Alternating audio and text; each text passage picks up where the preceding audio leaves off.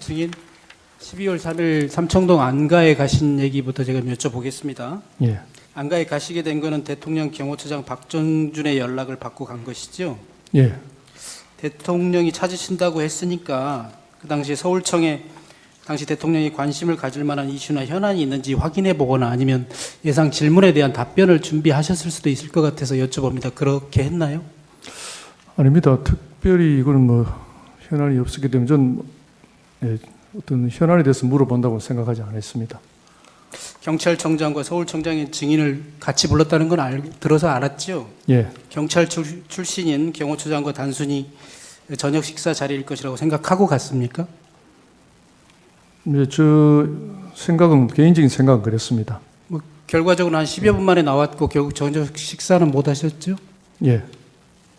대통령이 부른다고 하는데 용건이 무엇일지 이런 거 생각 안 해봅니까? 시간대가 저녁 시간대였기 때문에 간단하게 식사하면서 격려하실 수는 있겠다 정도만 생각했습니다.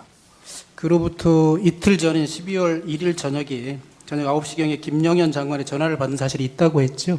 예. 비화폰으로 전화가 왔고요. 그때가 처음 통화라고 예, 했습니까? 처음 통화했습니다. 예.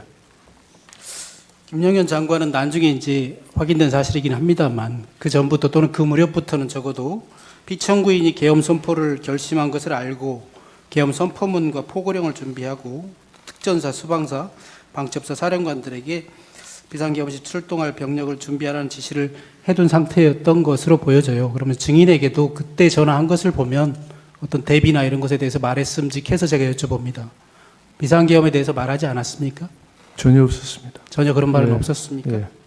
김영현 장관이 처음으로 전화한 것인데 피청구인의 지시로 전화한 것이라는 말은 하던가요? 아닙니다. 어떤 말을 하던가요? 전화로? 서울청장으로 부임해서 열심히 잘 하고 있다고 대통령께서 칭찬이 있으셨다. 이렇게 그 정도. 그러니까요. 피청구인이 증인에 대해서 치하하는 말씀을 하셨다고 말을 했잖아요. 그 치하한다면서 증인에게 전화해서 내 뜻을 전하라 이런 얘기도 없었다. 아니 그런 전화라는 취지는 아니고 대통령께서 칭찬하시더라 하면서 그래서 저는 단순한 격려 전화로 받았는데 다른 말이 국방부 장관이 전화가 와서 저도 조금 약간 이게 생뚱맞다는 생각이 들긴 들었습니다. 그 삼청동 안가에서 피청구인이 한 말 혹시 기억나는 대로 말해줄 수 있나요? 정확한 워딩은 기억나지 않습니다. 제가 한번 말해볼게요. 종북 좌파 세력들이 사회 곳곳에서 나라를 혼란스럽게 하고 탄핵도 남발되고 있고 예산도 마음대로 해서 정부가 일도 못하게 하고 있다. 이런 취지의 말씀하신 거 기억납니까? 주로 비상계엄의 사유에 대해서 이렇게 말씀을 좀 많이 하신 걸로 기억납니다. 그래서 이제 결국은 내가 그래서 비상계엄을 선포할 수밖에 없다라는 이유로 이런 말씀을 하셨다 이 말인가요? 그러니까 현 시국 상황과 비상계엄 하게 된 배경에 대해서 좀 말씀하신 것 같습니다. 그 당시에 피청구인으로부터 부정선거에 관한 얘기는 들은 기억이 있으십니까? 그 부분은 기억이 나지 않습니다.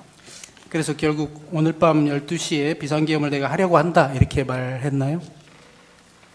그 22시로 예. 네, 오늘 밤 10시. 예. 그리고 예. 뒤에 물어보겠습니다만 그때 A4 문건 한 장 받으셨죠?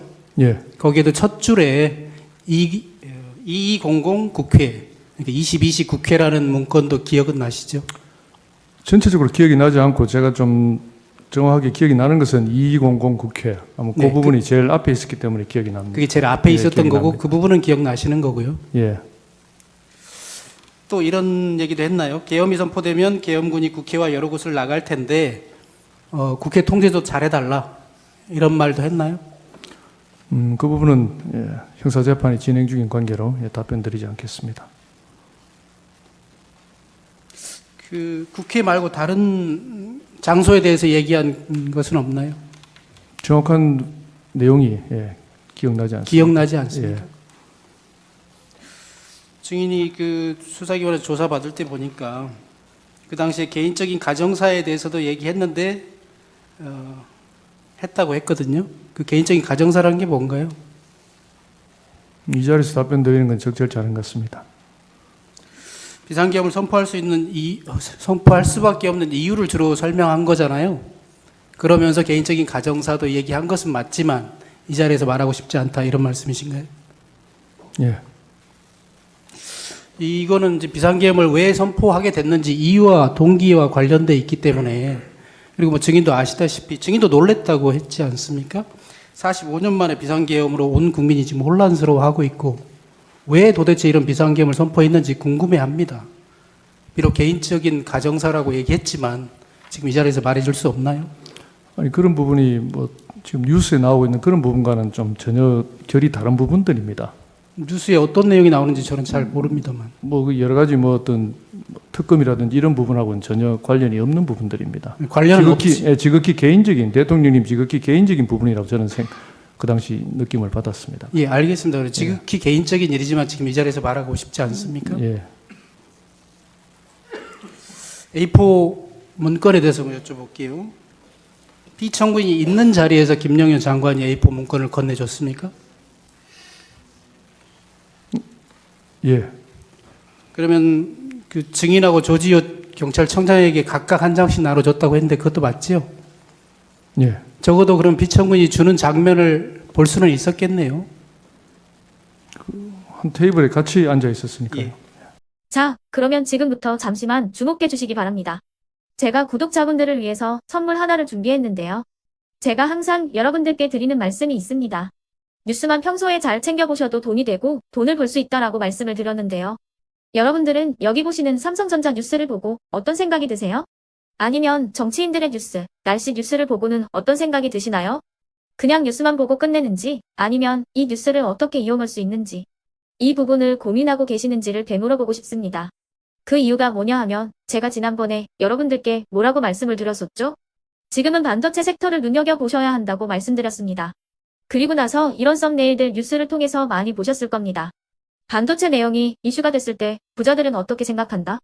반도체 관련주들은 뭐가 있는지, 어떤 종목이 가장 좋은지, 어디에 투자해야 돈이 몰리는지 자연스럽게 생각한다고 제가 말씀을 드렸죠. 그 이유가 뭐냐 하면 부자들이 봤을 때는 이슈가 곧 돈으로 이어지고 그 이슈가 나에게 돈을 벌어준다는 경험적 확신이 있기 때문에 부자들은 항상 이런 사회적 이슈를 관심있게 챙겨본다고 제가 말씀을 드렸습니다. 이번에도 마찬가지인데요. 제가 지난번에 시청자분들과 함께하는 주식으로 수익 내기 이벤트를 진행했었죠. 당연히 100% 무료로 진행을 했었고요.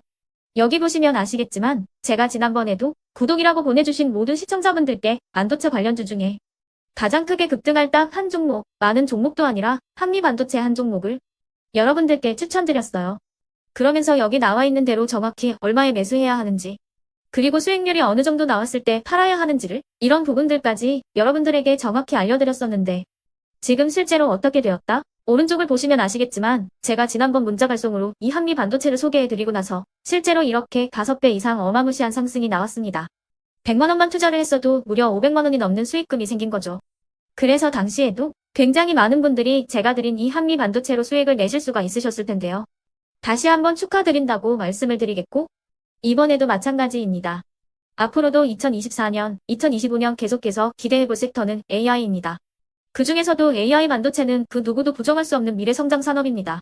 그러면 우리가 어떻게 생각해 볼 수 있을까요?